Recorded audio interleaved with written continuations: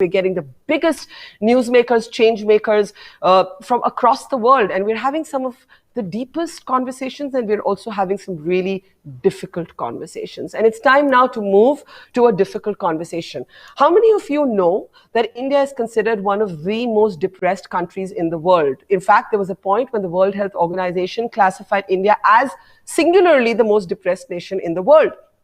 15% of Indians, 15% of Indians need intervention for mental health disorders. And this is only the numbers we know. There are, of course, many people, because of the stigma and the taboo associated with mental health issues, that never really come out and even acknowledge that we have those problems. Depression, by the way, is more common in women than it is in men. This is psychologically has been studied, and it has been empirically established. So when 1 in 20 Indians suffer from depression, the chances are that that depression is impacting women in a different way from the way it's impacting men. But I just want to read out something to you, and this is what happens to women all the time. Women internalize mental health issues, men externalize, according to the Indian Journal of Psychiatry, right? And that is so damaging. That is so damaging, because when we bottle this up inside, when we become like these sacrificial creatures who think that these are issues that can't be spoken about, we are actually doing deep danger to ourselves. So the two women I'm about to bring up, I'm extremely happy and actually I would say proud of them for having decided to break the stigma around mental health issues, especially since they're extremely high profile. They come from India's premier industrialist and business family. And this is a mother and a daughter who are here to share their first person story. They've in fact devoted their lives and their foundations now to helping men and women who are grappling with mental health issues. And remember, this has been a year. This has been a year that has multiplied our mental health challenges because of the lockdown, because of the vulnerability that we have felt in this year, because of the COVID pandemic. So please welcome to the We the Women Global Town Hall, Neerja Birla and her daughter, Ananya Birla. Let's bring them up now. And there they are. So lovely to see them, Neerja and Ananya. Thank you. And I was just saying that there's so much stigma, there's so much taboo around this subject. And I know that, I got to know Neerja before I got to know Ananya, and I only got to know later when Ananya decided to go public with her story, in fact, on a We the Women platform, that this was personal. This was altruism, this was social service, but it was also personal. Ananya, from a very young age, had grappled with mental health issues. So first, Ananya, thank you for showing the courage, for being here, for, millions of people are going to watch this. And I know it's not easy. And I want to start, if I may, with your mother's permission, by asking you the first question. How old were you when you realized that you didn't feel totally well? And how did you process it when you first started feeling this? So firstly, it's a pleasure to be on, Barkha. Thank you so much. This is the first time Mom and I are actually doing a talk together like this on mental health. So to answer your question, I would say around 14, 15, Mom, is 14, I would say, is when I started feeling, I would just feel sad, I guess, and I would just start crying randomly out of the blue. And I think at that age, I personally wasn't that self-aware of what was going on. I was more confused. But Mom obviously was seeing and was very aware that there was something that was going wrong, and I was unhappy for some reason. So the course of action basically was Mom asking for help from me, right, Mom? Yeah. So I think, because she was so young, Barkha, I think, at that age, one just thinks that it's just regular mood swings or, regular ups and downs, regular adolescent issues. And honestly, at that time, the awareness was so less, was almost non-existent, that one didn't even think along those lines. But, like Ananya is saying, that, by and by, you realize that something is not right, something is amiss. It's going beyond just a regular mood swing or a regular feeling of feeling low. And that's how then we started realizing that, we need to do something more about this than just, think that, okay, this is just a passing phase and it's going to become all right by just not doing anything. And, finding help at that time was so difficult because No one really understood. No one was really supportive enough to my mother. And just reaching out for help was tough, I guess. And if it was tough for us, just imagine what it must be for people out there. And hence, we started Empower and Mom's taking it forward to give that to people that we didn't have when I was a kid, you know? I think there were two Yeah. things, Barkha. I think like the awareness was very low, so one didn't know really, what to do. And I feel that at that time, had I been more aware, more educated in for as far as mental health literacy was concerned, I think I would have obviously acted on it probably faster, and I wouldn't have been so lost initially. Yeah. And of course, like I was saying that because there was lack of awareness, the support was very less, and also one didn't know what to do. One, and that's why it's so important that of course awareness is very important, and also to know whom to reach out to, because that was a huge gap. Yeah. Can I ask you, Ananya? So when when your mother rather Neerja reaches out for help, and you go to a trained, I would guess, therapist or a psychiatrist, you're still a teenage girl, and you're probably going through peer pressure. You're probably worried about how friends will react. You're also famous people. You're wealthy. You're rich. You're in the public eye. And I don't know if maybe then you were too young, but you know it today. And Neerja must have gone through this.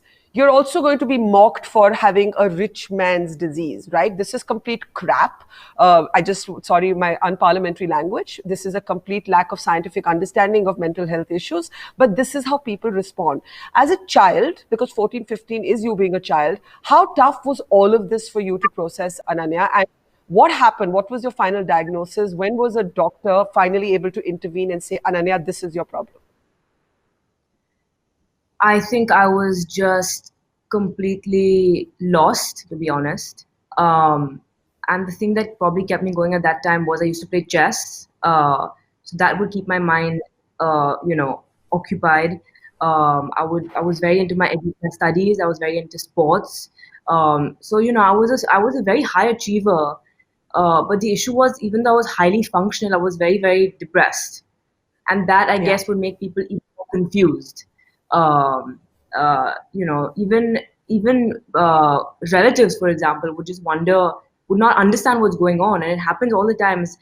When I was talking to you last time, that you see someone and they're perfectly fine, and they're looking fine, they've dressed fine, but they've got a story within, and they're really suffering from within. So I guess I was going through that while growing up, but then therapy really helped. My mom was pretty much fought through this with me by herself, and she's gonna get very upset that I'm saying this. Um, and yeah, it's been a journey, and my mom's truly been uh, yeah, it's I would not have been able to be here today without her. That's Really And, sweet. and one more point to this before I forget is, a couple of days ago, we were just discussing how it's impacted my mom in so many different ways as a caregiver. And, yeah. I ask myself, and everyone asks me how I'm doing. Not that much anymore, because I'm healthy and I'm fine now. But till about 3, 4 years ago, I would say, probably just before I got into the music career.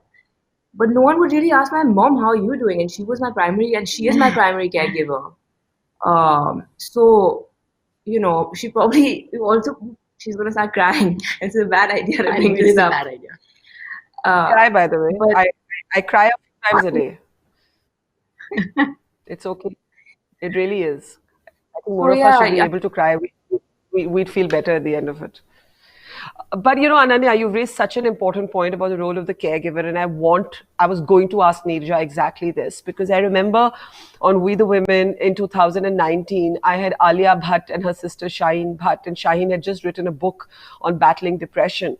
And when I had both of them on the stage together, Shaheen was actually a little more collected, and it was Alia who collapsed in tears. And I think that complete sort of emotional exhaustion, the anxiety you feel, the guilt you feel as a caregiver, that you keep asking yourself, could I have done something different? Did I not catch it early enough? Did I do something wrong? I just want you to, for once, stop being so stoic and strong and tell us what it's actually been like for you internally. Yeah, well, yeah, it has been tough. There's no doubt about it. I don't Give talk her to another her. kiss. There's no, Give her a hug and a kiss from me. One from me too. thank Hold you. that. Yeah, it's been really tough. Go ahead, Neerja. So I think everything is right, and especially being a mom, and the first time around when you're so, in a sense, so naive and almost illiterate where these things are concerned, obviously the first things that come to your mind is guilt. That could you as a mother have done anything different? Has there gone something wrong in your upbringing? Uh, No, all those I've kind of had traditional she's questions. given me a great upbringing. It's just her guilt coming in. Yeah, you do feel guilty at that point in time. Of course, now you're much, you're wiser. You know the subject much better.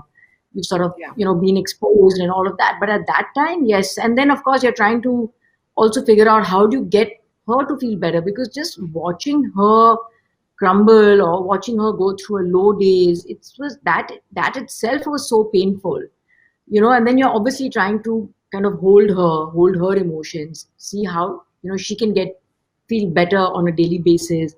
And then you're obviously trying to hold your emotions as well, because you have your own things that you're trying to Grappling with. grapple with and struggle with. So it definitely is extremely challenging for the caregiver. And I just feel that the caregiver honestly, I mean, really needs a lot more.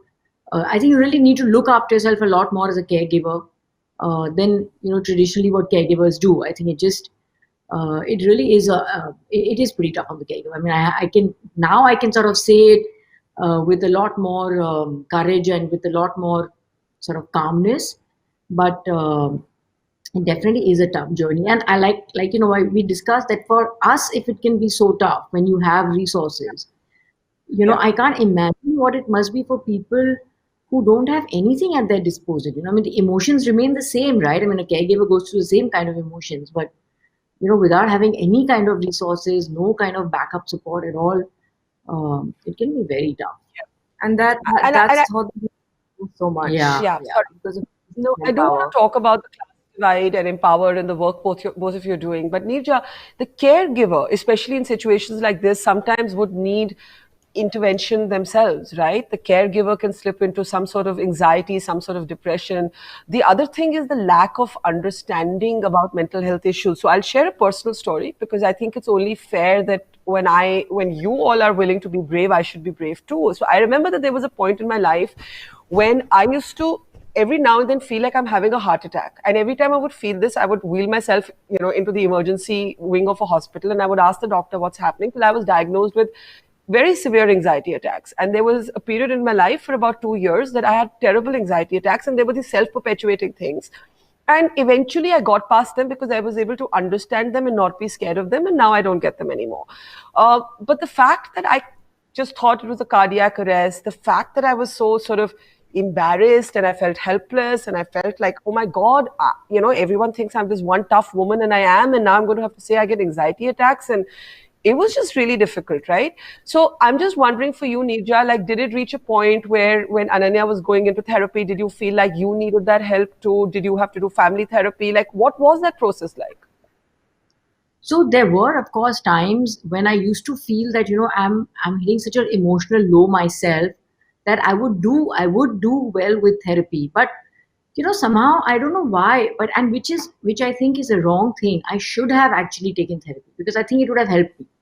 But you just that's why I'm saying that as a caregiver, you look after your needs last. So when you're Yeah. already grappling with so much, and I also of course have the other two kids, and by then work had started, and then every time, Anand, how could you give that picture of me sleeping? Which one? Why? It's a nice picture. It is a nice picture. Both of us in the car. Yeah. I have not given these pictures. Yeah, so I We think found sorry, I just yeah. Don't we look like the same person, honestly? Sorry, I just got diverted with that, distracted. So I think you just put your needs the last, and then every time Ananya would feel better, I just feel so much better myself that I would feel okay now. We're sort of seeing the fag end of it, and then again there would be a low phase and all of that. So I think in that whole thing, I just never really went to therapy myself, which actually I should have. In hindsight, I should have, because it would have helped me cope with my own Yeah. emotions much better. So I would And thank you for definitely say, saying, yeah, yeah, and yeah. And I did come to it very often that, I must take therapy. I must go for it. But it was a wrong thing that I did. And you never have But since then?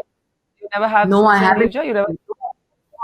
In fact, just last week, I think I was telling one of my kids, that I really need therapy. I must go for it now. But that's what happens. You just sort of something or the other comes up, and then you feel okay, and then you're carrying on with life. I mean, by the grace of God, it never really impacted me to that extent on a long term.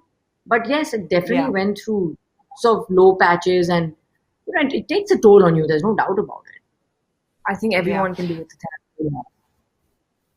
So, Ananya, I do want to ask both of you, like the fact that you were like such a famous family, was that tougher for someone like you to come out and really talk about what you're going through? Because you knew that there would be these mean comments, and I'm sure this has happened to you. And we were talking a bit about it last time, that, the kind of comments you'll get on your Instagram. You're also trying to sort of build now a passion career as a musician, as an artist, right? So you are in the public eye, even on your own domain, not just by being your parents' daughter. So after you've spoken about grappling with mental health issues, have people been kind? Have people been mean? Has it been a mix of both? How has it played out for you? I think it's been a mix of both. But I was very well aware, and we've spoken about this quite a bit, that I want to talk about it. Because even if it helps one person out there, or it makes one person feel like they're not alone, it's worth it. So it's a choice. It's been a choice to want to talk about it. And like everyone knows, it's a very personal battle. And there are always ups and downs just in life in general. And, it's very personal. So it's how much, firstly, do you want to talk about it, and how much do you want to actually talk about it? But it's been a very conscious decision. And, mom said that it's completely up to you. Whatever you're comfortable with is what you should do. And from within, I feel like I should do this, and I've probably gone through this for a reason, and that is, I hope to talk about it and to make other people feel like they're not alone. Yeah.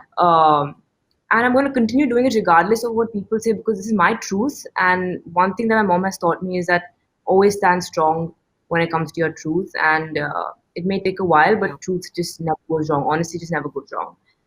So yeah, I mean, I think. Can I just encourage someone to speak up already? There's a comment on my screen. If it's possible to bring it back, someone who's actually coming out about, I am bipolar. Kudos for speaking out. There ought to be no stigma when it comes to mental health, solidarity, and love. So I think this is what it's about. Like, you're sharing your story has encouraged somebody else, Ananya, to come out and share theirs. And I think that's what it's about. That was just something we picked up on our stream. Ananya, the mean things that were said, when they were first said, what was said to you, and how did you deal with it? I think more than what was said to me, it was how I felt, to be completely honest. So I always feel a lot of guilt. I've worked through it a lot, but there's a lot of guilt being born in privilege anyways, that I personally used to feel massively. And the first emotion for me, where anything was concerned till about 4 or 5 years ago, was guilt. So why did you feel guilty? Hang on. Why did you feel guilty? So it was the same thing, I guess, because, you get conditioned in such a way from society, like you quote unquote have everything. So who are you to feel this way? Right. You've got a supportive family, you've got such amazing friends around you. Who are you to feel this way? So I almost internalized it till I, really learned that there's certain ways in which you're conditioned that you need to unlearn. So initially when comments used to come, it used to bother me because I almost used to believe it. What would they say? But now, what would they say? The same thing. Like, there are a couple that said attention seeking, which is absolutely horrible to say, because, I mean, this is the last thing that anyone should do. I mean, and there's no need. Yeah. But that was horrible. Who are you to feel this? I think one heard this. I think what used to really also hurt much more, if I remember correctly, is when people from the family would say that. See, when people outsiders talk, it really doesn't matter whether I should say it or not. But I mean, when people from the family, which is where the awareness is so important. When people from the family or extended family, say that, Acha, why is she feeling that? What is it that she doesn't have? That is what hurts most actually, because you can see her suffering, you can see what she is going through. And then to tell me that, why is she suffering and what is it that she doesn't have? And that really Yeah. hurts. I mean, what Yeah. the world says really is quite immaterial, because they, any case, don't know what your story is about, right? And people, any case, people, any case, judge people, everybody so easily. Which and I, that just makes you feel that nobody knows what your story is. Just because you have resources in the world doesn't mean everything. It's easy to rationalize comment that comes from someone completely unknown in the public, but when someone from the family itself treats you like, or invalidates your emotions, or makes you feel like, who are you this way, almost adding a bit of guilt to your shoulders, Yeah. it's a very stifling feeling, and Yes. it just makes everything worse. And Yeah. forget me, I think it was so tough on mom, because on one end she had me to take care of. This was when I was not an adult yet. I mean, you still have to take care of me, but so when I was an adult, so she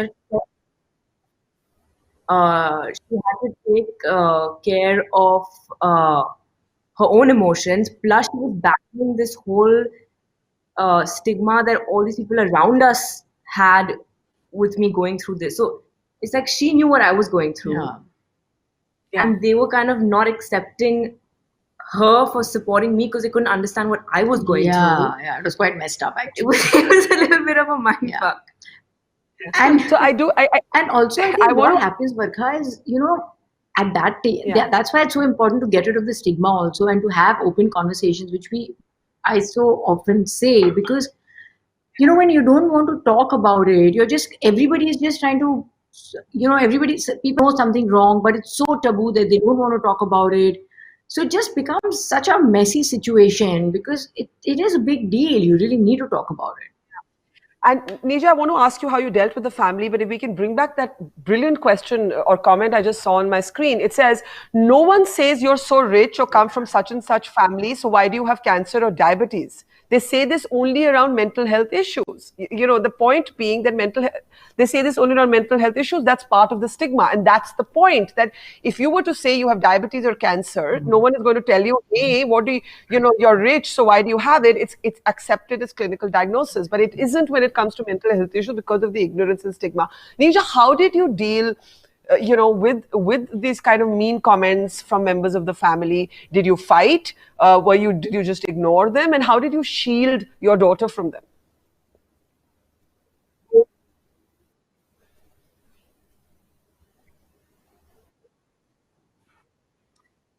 Okay, I know that we just briefly lost that line to them. They were trying to answer that question, and we'll bring them back in just a moment. But this is a very, very important conversation that we're having with Neerja and Birla, and I think they're back with us now. And I think one of the comments that came up, sorry, Neerja, we lost you just for a second, but there was that great comment saying that nobody says that you're rich or you come from such and such family, so why do you have cancer or diabetes? They say this only when it comes to mental health issues. That's part of the stigma. And I was asking you, when mean things were said by other members of the family, how did you deal with it? Did you just ignore it? Did you fight with them? And how did you shield your daughter above all?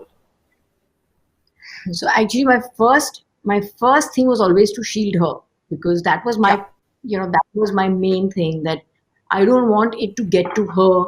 I don't want her to get impacted by it, and because because she didn't need that additional kind of rubbish coming at her, and also because I myself didn't believe in it. So my first instinct was always to protect her. I mean, that was my first thing. And after that, of course, but initially, I tried to explain, then that didn't work. I used to try to fight, that didn't work. Ultimately, I just left it, because I just felt that, when the other people are just not understanding it, and I've got just too much on my plate, I just felt it's not worth it really. You got to choose your battles wisely. And that was a battle that I just, decided not to wage, and I just dropped it. And after that, actually, that part just switched off. And I think that just kind of worked for me to, I mean, that was my way of coping with it. I don't know whether it was right or not, but that was just the way I coped with it. And I think it was okay, I guess. No, I think it was the right way to to deal with it, because now when we talk about it so openly, and everyone is seeing the beautiful reception that is coming from the public, and people like you really supporting us. Yeah. The way they think about mental health and the way they think about me having gone through it and mom supporting me has completely changed, and that just Well, Yeah. by the way, the comments are saying it's very sweet to see this mother-daughter relationship. Those are the comments we're getting. So hurrah for you. There it is. But Ananya, before I come to the foundations that you're both working with, you found some great creative expression and release in music. And I want you to really talk a little bit about that, because I actually know that science and psychology is looking very closely at music therapy. I actually know some people who work in this space. Go ahead, Ananya, if you can talk a little bit about how music has helped you at this point in your life. uh, if I'm in studio, I'm absolutely fine. Like that's my place of that's like my go-to. That's my go-to. So if I'm not feeling well, Yeah, mom's like, this. I'm like, I need to go to studio. I'm like, yeah, just hit the studio. But I've been in studio ever since I've come back to Bombay, even, and I just love writing music. I just love telling a story. Um, it's just what I love to do. I just love it, and I do it because I love it. And initially, it was really tough, given the background and everything. But after a couple of songs went platinum, and it sort of started sort of Yeah. picking up from there. And my last single now, if I'm allowed to say so, because I'm very proud of this, is on the first time been number one on Ghana for 3 weeks at a stretch. That's amazing. That's really amazing. So it just encourages me to write more, and 100% it's helped me with my mental health massively. It still does.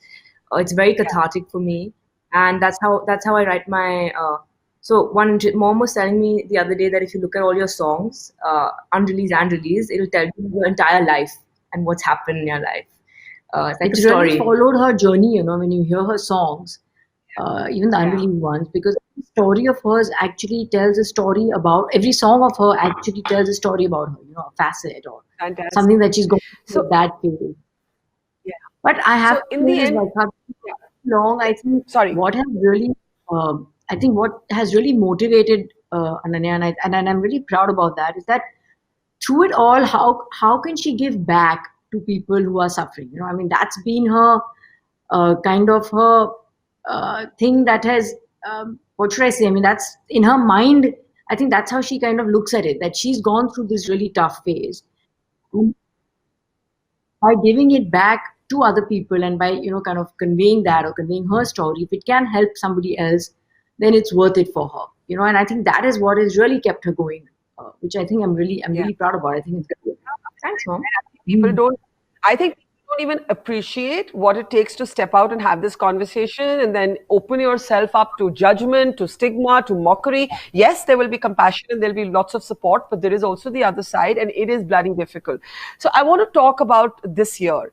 Neerja, I know you've been running Empower for a while, and the pandemic has created all kinds of other mental health issues. You've been running mental health helplines. Talk a little bit about what you've seen people go through this past year.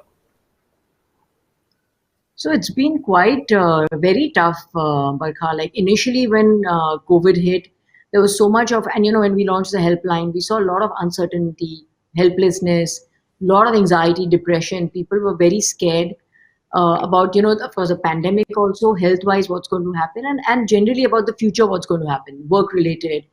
There was so much of isolation, right? People have, initially, if you remember, we were all completely isolated. So, that got about a lot of loneliness. So, people were going through a lot of ups and downs, lots of, very, lot of domestic violence. And I think the way it is panning out, people then, started getting scared about how are they going to get reintegrated back into society when the pandemic started, when the lockdown started lifting. Generally people have been very scared about employment. And then, of course, the kids have been suffering a lot because not having any social interaction is a very huge, sort of a very huge blip in the development of children. So, we're seeing a lot of cases coming up there. So it's been quite crazy actually. And I think in all of this, what really stood out for me is that when we launched the helpline, and even now we continue, to get more callers coming from the male gender than the female. So about 68% of our callers are males. And that is really telling, because that just goes to show that, the stigma is so high amongst men, but because they're incognito, they're able to call and make that, kind of open up to the counselors. 68% Yeah. callers being male is a huge, is very telling. He's very talented.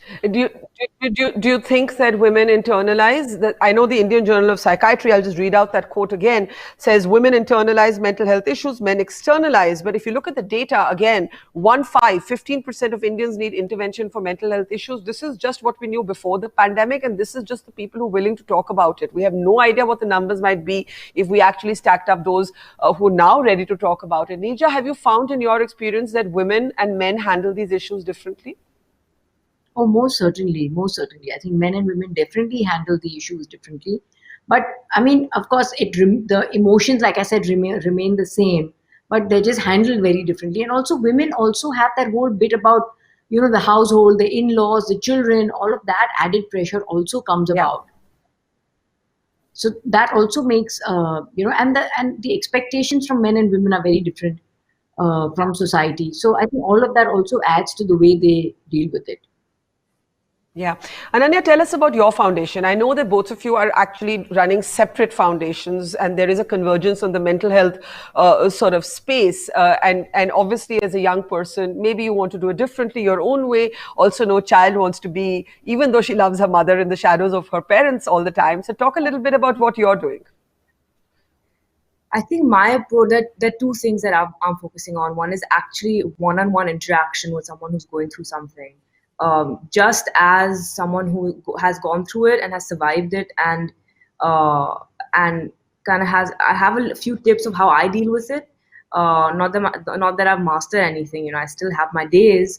So I love having actual one-on-one, heart-to-heart conversations with individuals. So this weekend, actually, I'm doing it with these people who send DMs to us. So that's one part of it. I love to reach out to And people these are and not talk. people you know. These are not people you know. They can just reach out to you. You'd be willing to sort of connect with them and help them. Just on Zoom for 10 minutes, completely honest conversation. So that's one Yeah. thing. And the second thing is we're focusing more on research, and seeing where certain things actually stand and why certain things are the way they are. Because personally, I feel like till we don't know the complete why, it'll be really tough to tackle the problem. So my focus is to get to the why through intensive research, which we're now doing with a couple of lovely PhD students from LSE, and then hoping that I'll pitch it to mom and she'll come in with the interventions, and we can look at it from a Yeah. holistic point of view and try to solve. Do our bit in solving how much ever we can. It's such a huge issue, So in this lifetime, how much ever we can do, we will do. So that's what my focus is. That really reaching out personally myself to individuals, and then this research element of it. Yeah. So I want to ask both of you, how are you reaching people who do not have our resources, right? Who do not have access to therapists, who do not necessarily understand what a mental health issue is, who may be living in a village, who go to a hospital where there aren't even enough psychologists or psychiatrists. How are your foundations reaching India's poor who are grappling with mental health, maybe without being cognizant of it? Okay, you want to go first? Yeah, so everything that I'm doing currently from the foundation is free of cost. So whether Okay. that's me reaching out, which hopefully may help someone, whether that's the digital content that we put up on self-care, or what is anxiety, or what are the signs, how to help, what are the signs that someone is suicidal, for example, whatever it may be. All of these things that are digital are completely free of cost. So the foundation, the Ananya Foundation, everything we do. Uh, so that's from my end, and And I think, we are, of course, doing it in a more sort of organic manner, and, in a more structured manner. So we have various workshops and a lot of outreach programs. In fact, just this morning, I had a call with our hub team on how are we going to, train people at the rural level, and just make them, give them enough skill and enough knowledge to help them identify other people. So, kind of make them identifiers. because once that is done, and then somehow Empower can then come in and reach out to them and offer services. But the first thing, like you're saying, is to be able to identify. That itself is missing. Yeah. I have just 2 minutes left. I want both of you with closing remarks on what you think is the biggest myth about mental health. And also, someone is asking, did you struggle, Ananya, with medication when it started? Because, can I just get it back? I couldn't complete that question. It said, because I was taking some for my depression and it made me a zombie. So I also battled with the medicines. They didn't immediately make me feel better. So if you just want to come in on that in your closing remarks, and what is that one myth that you want to bust as we close this conversation? So just to answer the question, thanks for the question. It's a very slow and tedious process to see what sort of medications actually help you, because we all have different brains, just so we have different bodies. So you'll have to go through a couple of different medicines to see what suits you. Having said that, for me personally, when I was on medication, it did put a little bit of a filter. It puts like a different layer. But if you get on the right medication, you won't feel like a zombie. It'll just push you a little bit to help you get over certain situations. Like, for example, making sure that you don't get a panic attack, right? For example. Yeah. So yeah, hopefully you find the right mix of medication and therapy for yourself, and the right medication. What myth would I like to bust is, I would like to say, just be kind to everyone out there. You just never know what someone is going through, no matter what background they come from. Let's stop spreading hate, even if that's one comment on a post. It really affects people. We're humans. We're sensitive. So let's just be kind. That's what I would like to say. Yeah. Well, And I think, well said. And yeah, sorry, Neerja. Yeah. So to add to that, I think I'd also like to say that people very often think that if just because you're suffering from a mental health illness means you're less capable. So I think that's where we need to make a change. That just because you're suffering from a mental health illness does not make you less capable or less productive. So let's be equal to all, and not like what Ananya is saying. Let's not judge people on that. I think everybody has a right to lead a fulfilled life. And mental health is definitely not to be discriminated about. Nothing should be you shouldn't be discriminated on anything, and definitely not mental health. Someone just wrote in saying, how do I connect with your foundation? There it is. So if you want to just quickly say something there, and they can take it down maybe as they're watching this. Yeah. So on Instagram, it's at Ananya Birla Foundation. And you can email us at hello@Ananya Birla Foundation, and we're on it. So feel free to email us, and we'll be here to help in any way that we can. Fantastic. I just want to say to you, Ananya, and I do not mean this in any patronizing older person way. I know how difficult it is to come and have this conversation. I know how reserved and private your mother is. It's probably even more difficult for her. She's done it for you and for the larger cause. You've both shown extraordinary courage because you want to help other people by sharing your experience. And I think that's brilliant, and more power to you. And thank you for shining a light on this taboo subject that needs to stop being taboo like yesterday. Thank you. And I have one request, because both of you have shown so much courage. If you're around in about 15 minutes from now, we're honoring some women at the COVID frontline. And we'd just like you to announce that award. It'll take you just 30 seconds to just say well done to them. And if the link is still open, we'll try and get back to you in 15 minutes from now. But otherwise, thank you, Ananya and Neerja, and more power to you. And thank you for being part of such an important conversation. Thank you, and take care. Thank you. Thank you. Thank you so much, Barkha.